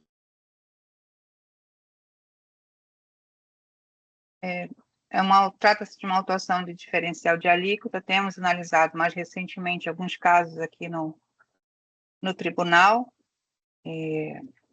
questões trazidas após a emenda constitucional 87 de 2015, que geraram discussões no âmbito do STF e, de certa forma, trazem repercussão em relação a lançamentos tributários, seja alguns que já tinham sido feitos anteriormente ou mesmo autuações posteriores, em razão da lei estadual 8.315, ela conflitar com dispositivos da Lei Complementar 190/2022. E esse caso que o conselheiro Pedro traz tem várias situações também diferenciadas em razão do tempo, né, dos fatos geradores trazidos, e também em relação à própria descrição da ocorrência desde o início, no momento inicial da formalização da exigência, onde não ficou claro ou não ficou de uma forma precisa a condição do destinatário, se era contribuinte ou não contribuinte, porque, de fato, há uma repercussão em relação a essa caracterização para efeito de cobrança do diferencial de alíquota após essa alteração que houve na Constituição Federal de 1988, lá em 2015. Então, no geral, o conselheiro Pedro, ao final, penso que resumiu aquilo que é suficiente para afastar a exigência tributária, pelos próprios argumentos também trazidos pelo julgador de primeira instância, e entendo que caminha no sentido da manutenção da decisão de primeira instância. É isso, conselheiro Pedro. Exato, presidente. Conselheiro Nilson, tem alguma dúvida?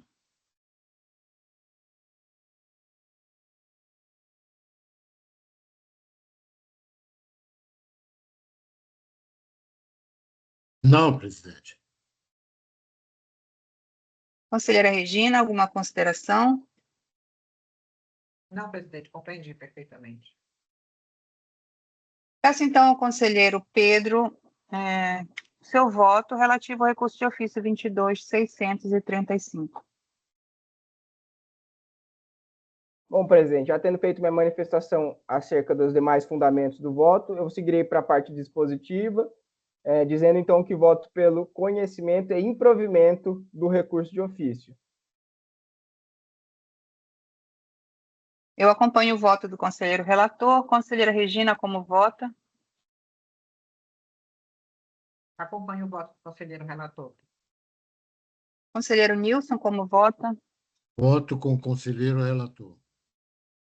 Temos então a decisão à unanimidade pelo conhecimento e improvimento do recurso de ofício 22.635. Dando prosseguimento à nossa pauta, nós temos o recurso de ofício 22.877, a empresa MEF Agropecuária, processo de minha relatoria com parecer nos autos da doutora Bianca Ormandes. Vou fazer a leitura do relatório.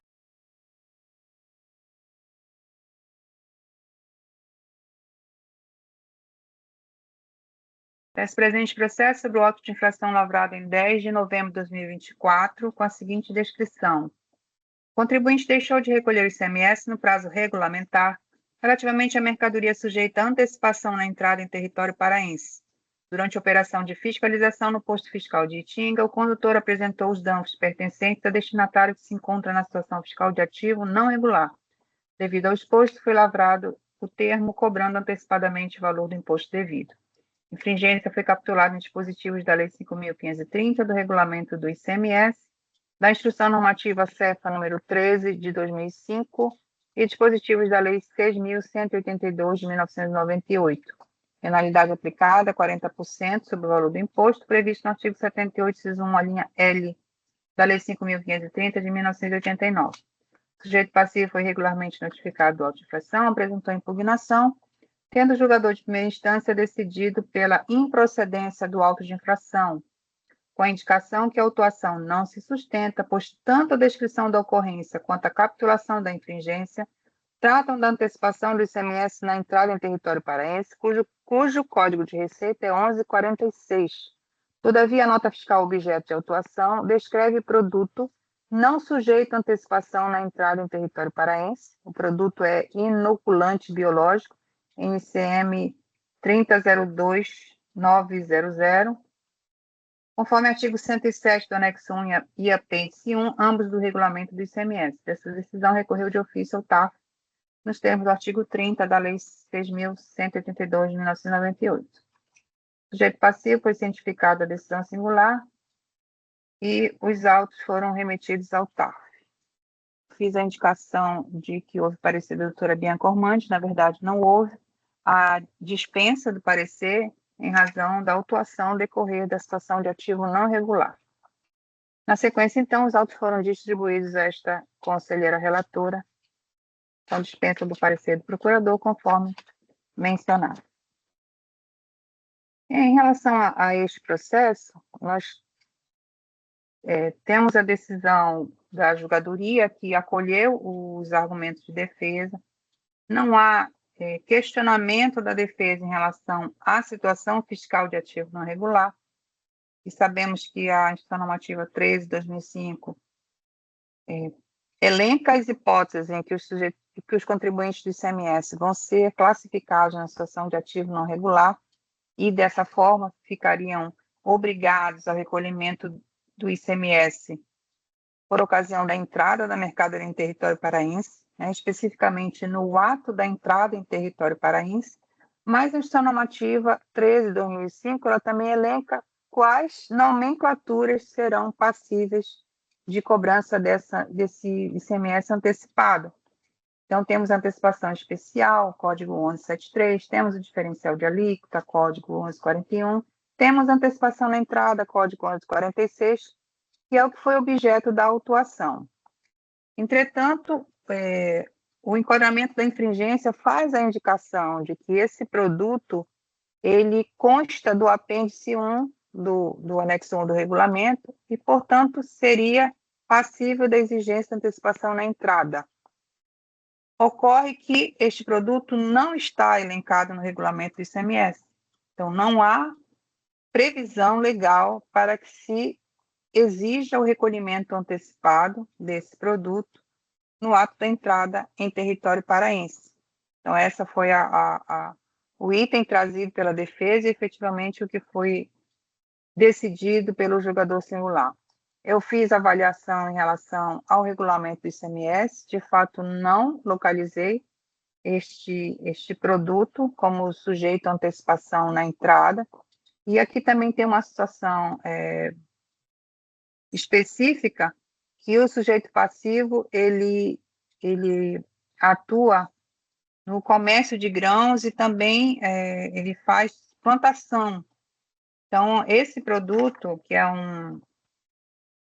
um insumo para produção do agropecuária, ele não é utilizado para comercialização pela empresa, ele é, na verdade, um insumo para a empresa. Então, esse seria também um elemento que afastaria a possibilidade da exigência de antecipação na entrada, já que essa cobrança ela decorre do encerramento de fase de tributação, então, para que as posteriores saídas fossem sem tributação. Mas aqui não há essa indicação de que o produto será comercializado pela empresa. Na verdade, ele será utilizado como insumo.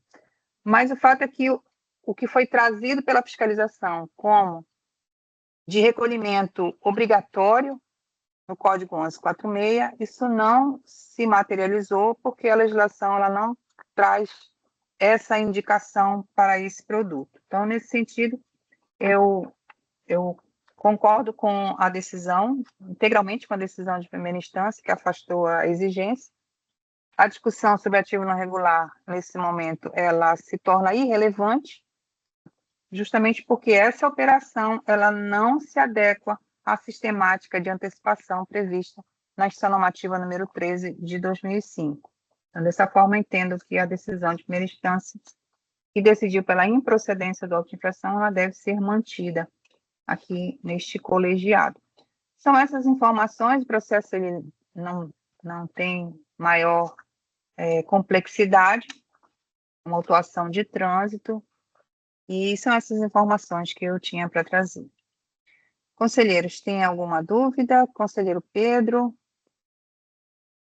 Não, presidente. Acho que o processo é relativamente simples, consegui entender seus esclarecimentos trazidos e para mim está suficiente. Conselheira Regina, alguma dúvida, alguma consideração? Não, presidente, sem considerações. Conselheiro Nilson? Sem considerações, presidente. Entendi perfeitamente. Vou passar, então, ao voto, já na parte dispositiva, votando pelo conhecimento e improvimento do recurso de ofício 22877. Conselheira Regina, como vota?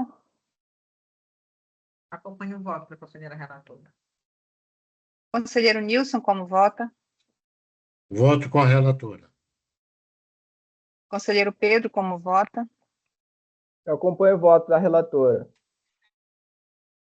Temos, então, a decisão à unanimidade pelo conhecimento e improvimento do recurso de ofício 22877.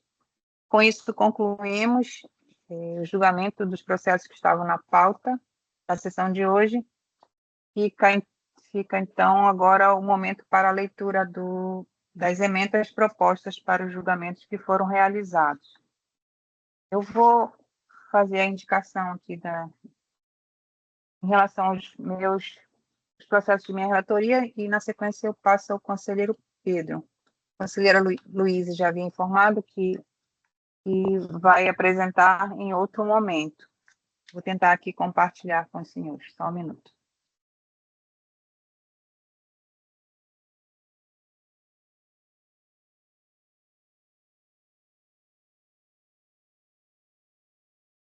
Conselheiros conseguem visualizar?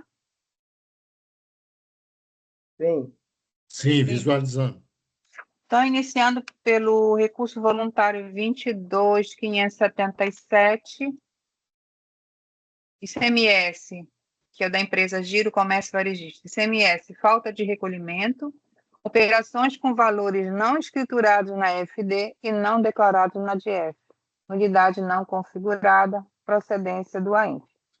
Não há que se falar em nulidade do lançamento tributário, que apresenta harmonia entre a descrição da ocorrência, a capitulação legal da infringência e da penalidade e as provas constantes dos autos, não se verificando prejuízo ao contraditório e ao direito de defesa. 2. Deixar de recolher ICMS relativos às operações de saída de mercadorias com valores não escriturados na FD e não declarados em DF, constitui infração à legislação tributária sujeita à aplicação da penalidade prevista em lei. Tem 3, recurso conhecido e improvido. Decisão foi unânime. Alguma sugestão de ajuste, conselheiros? Nenhuma, presidente. Tem sugestões, presidente. Passar, então, ao segundo recurso, também da empresa, né, da mesma empresa, que é o recurso voluntário 22.649. A emenda, ICMS, falta de recolhimento. Recurso sem demonstração de causa fática que o justifique. Procedência do AINF. Não será conhecido o recurso quando lhe faltar demonstração de causa fática que o justifique, nos termos do artigo 26, inciso 4 da Lei 6.182 de 1998, combinado com o artigo 40, inciso 4 do Regimento Interno do TAF, aprovado pelo Decreto número 3.578 de 1999. Recurso não conhecido. Decisão também unânime. Alguma sugestão de ajuste, conselheiros? Sem acréscimo. Presidente, reflete o que possa nos autos. Sem sugestão. O outro recurso de minha relatoria é o 22.877. A emenda ICMS, antecipação na entrada, ativo não regular e improcedência do AINF. Deve ser mantida a decisão de primeira instância que declara a improcedência do AINF, apoiada nas provas dos autos, as quais evidenciam que a operação interestadual realizada pelo sujeito passivo não se submete à cobrança antecipada do ICMS. 2. Recurso conhecido e improvido. Também decisão unânime. Alguma sugestão de ajuste? Presidente, Não, eu só acho que o ativo não regular não reflete necessariamente perfeitamente o motivo da decisão, né? Eu acho.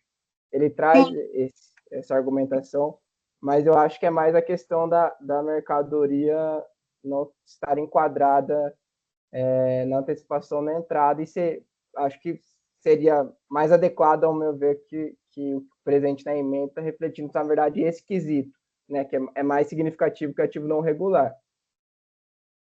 Sim. A supressão resolve nesse sentido? Já excluí. Acho que sim, A presidente. sugestão.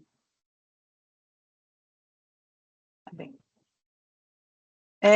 Eu vou aproveitar para ler mais 2 emendas que ficaram pendentes de sessões anteriores, que eu acabei deixando aqui no mesmo arquivo para facilitar o compartilhamento.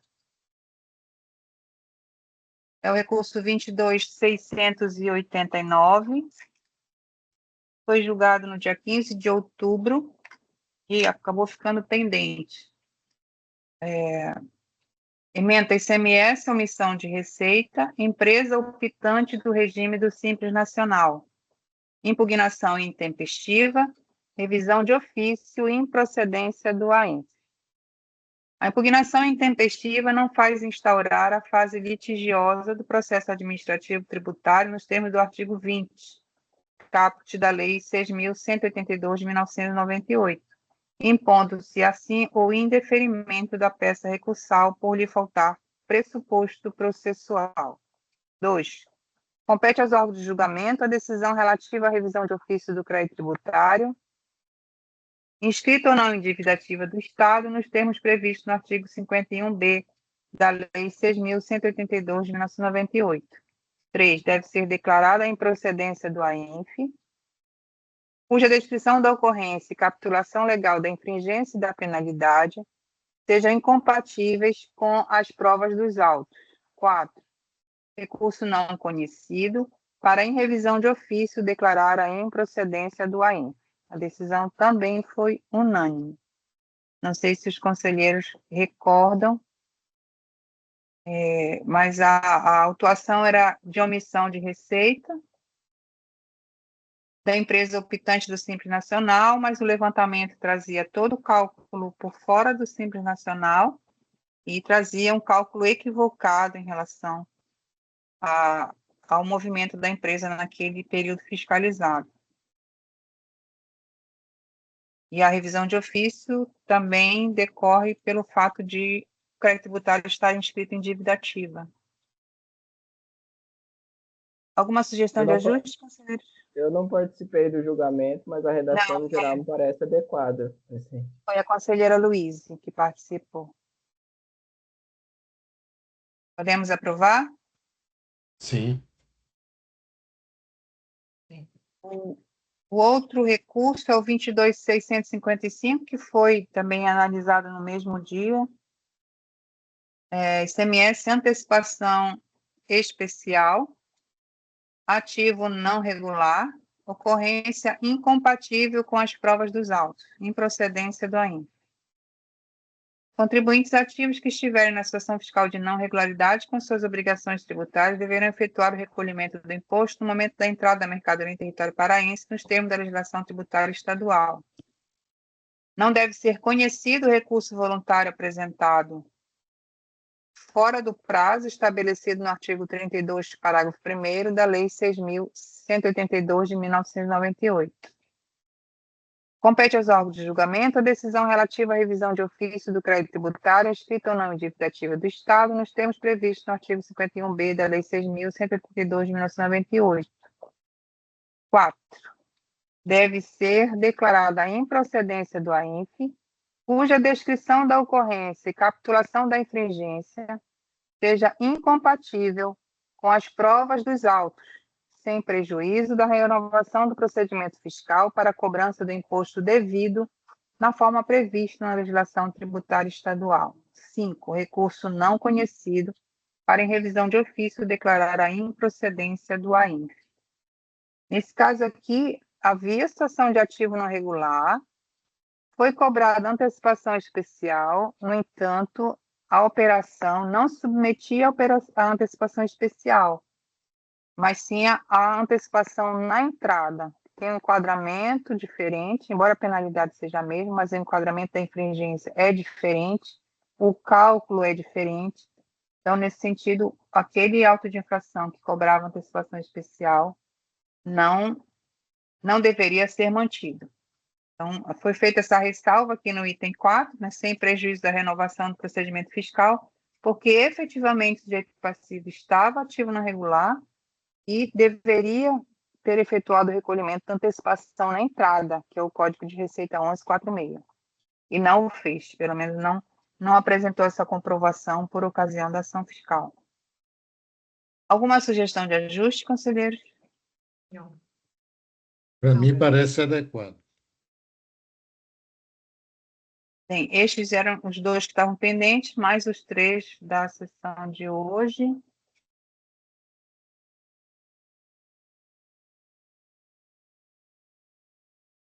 Saiu o compartilhamento? Sim. Bem, ficaram ainda mais 3 acordos pendentes para leitura, mas ficarão para a sessão seguinte. O conselheiro Pedro tem a emenda para o recurso de ofício 22635? Sim, presidente. Vou tentar compartilhar aqui. Certo.